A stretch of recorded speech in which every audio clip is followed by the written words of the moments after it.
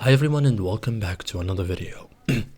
So, did you send an offer but want to adjust the price? Whether you offer too low or changed your mind, Facebook Marketplace lets you modify your negotiation if the seller hasn't responded yet. Okay, so in this guide I will show you step by step how to change an offer on Facebook Marketplace in 2026 cleanly, correctly, and like a pro. So what changing an offer means? So changing an offer allows you to adjust your price proposal, respond to a counter offer, improve your chances of acceptance, and keep negotiation active. So offers are flexible until finalized. Okay, so first thing you have to do is to open Facebook application and then tap the marketplace icon here in the button of the phone.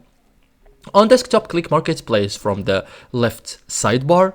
So now open Messenger. Okay, so tap the conversation related to the listings. Okay, the conversation that you had with the seller that sell the product, which can be a vehicle, can be a phone. Okay, so after I opened the messenger conversation that I had with the seller, offers are tied to the message thread. Okay, so inside the chat, if pending, you may send a new offer. If countered, you can respond. If accepted, cannot changed. Okay, so status appears inside the conversation.